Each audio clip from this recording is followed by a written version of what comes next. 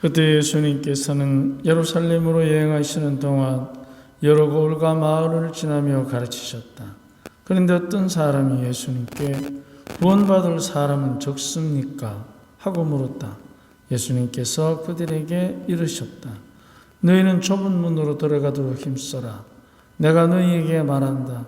많은 사람이 그곳으로 들어가려고 하겠지만 들어가지 못할 것이다. 집주인이 일어나 문을 닫아버리면 너희가 밖에 서서 주님 문을 열어주십시오 하며 문을 두드리기 시작하여도 그는 너희가 어디에서 온 사람들인지 나는 모른다 하고 대답할 것이다. 그러면 너희는 이렇게 말하기 시작할 것이다. 저희는 주님 앞에서 먹고 마셨고 주님께서는 저희가 사는 길에서 가르치셨습니다. 그러나 집주인은 너희가 어디에서 온 사람들인지 나는 모른다. 모두 내게서 물러가라. 불의를 일삼는 자들아 하고 너희에게 말할 것이다. 너희는 아브라함과 이삭과 야곱과 모든 예언자가 하나님의 나라 안에 있는데 너희만 밖으로 쫓겨나 있는 것을 보게 되면 거기에서 울며 이를 가할 것이다. 그러나 동쪽과 서쪽, 북쪽과 남쪽에서 사람들이 와 하느님 나라의 잔치상에 자리 잡을 것이다. 보라, 지금은 꼴찌지만 첫째가 되는 이들이 있고 지금은 첫째지만 꼴찌가 되는 이들이 있을 것이다. 주님의 말씀입니다.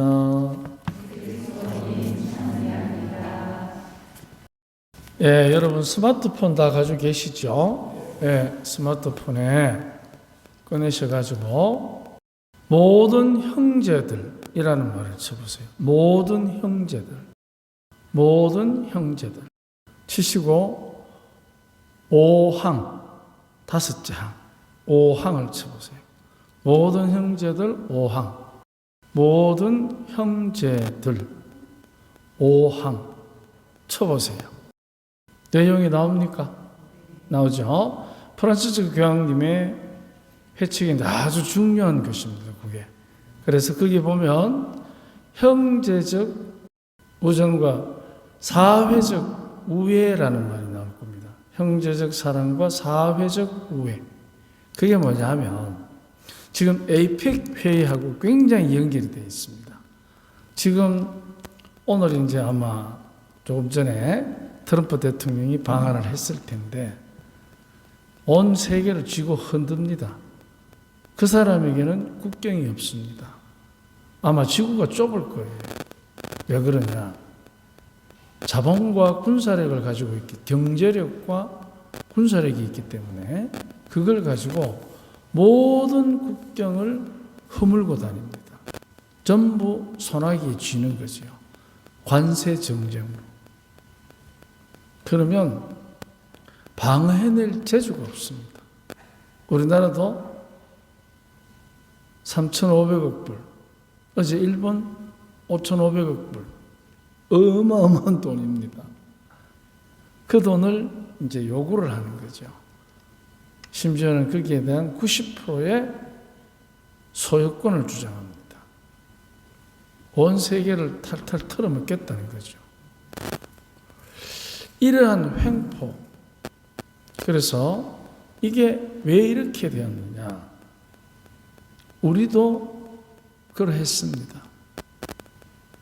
베트남에, 필리핀에, 또 다른 나라들에 기술력을 앞세워서 국경을 허물어 버리는 겁니다. 지금 AI가 경주 회의의 주제입니다. 그러면은 이제 국경은 이미 허물어졌고 그 다음에 이제 뭐가 되느냐? AI를 원활하게 사용할 수 있는 세대를 빼고는 돈을, 그러면 AI를 제대로 못 쓰면 그거를 잘 쓸 수 있도록 돈을 지불할 능력이 있던가. 그래서 아직 미성숙한 자원, 아이들입니다. 이미 값이 매길 수 없는 자원, 노인들입니다. 장애자, 가난한 나라의 사람들, 이런 사람들은 이제 이 대상이 아닙니다. 그들은 이제 모두가 필요 없는 인원들입니다. 돈도 없고 지식도 없고 권력도 없기 때문에. 그러면 이제 이 세상에서 버려진 사람들이 되기 때문에 그 사람들은 꼴찌가 됩니다. 이제 꼴찌 정도가 아니고 순위가 없습니다. 그 사람들은. 미성숙한 자원, 이미 필요 없는 자원. 그러면은 더 이상 지하 자원이 빼먹을 게 없으면 그 나라는 이제 도태됩니다. 버려진 나라가 됩니다. 그러면 이미 빼앗길 거 다 뺏기고 환경은 밑바닥을 치고 그리고 그들이 버리고 간 수많은 오염들 그걸 끌어안고 이제 그들은 죽어가고 있는 것입니다. 그래서 그 모든 형제들은 그 5항에서 사회적 우애라는 말이 나옵니다. 보편적 형제를 실천하는 사회적 우애. 그래서 전 세계적으로 우주적인 형제를 실천하는 사회적 우애라는 말은 이제 어떻게 실천돼야 되어서느냐? 그들을 보호하라는 것입니다. 버려진 사람들을, 버려진 땅을. 그래서 우리가 지금 꼴찌로 취급하는 것을 사실은 살려내면 모두가 첫째가 되는 축복이 주어짐에도 불구하고 지금 에이펙이라는 경주에서 열리는 것은 화려하게 그지없는 그들만의 리그이고 그들만의 잔치입니다. 거기에 못 끼면 23개 국가가 옵니다. 그런데 거기에 못 끼면 이제 그것은 버려진 나라가 됩니다. 전 세계 160개국 가까이 있는데 물론 우리는 잘 사는 백성들입니다. 그렇기 때문에 자신감도 있고 경제적으로도 크게 우리가 물론 그 가운데도 어렵고 힘이 들고 죽을 지경인 건 있습니다. 그런데 이 배척받지 않기 위해서 있는 척을 하는 상황을 위해서 이제 끊임없는 영혼을 끌어서라도 투자하고 개투자 이런 것들이 우리 사회에 지금 있음에 대한 가지고 있음에 대한 무한한 숭배가 지금 우리들을 사실은 병들게 하고 있다는 것입니다.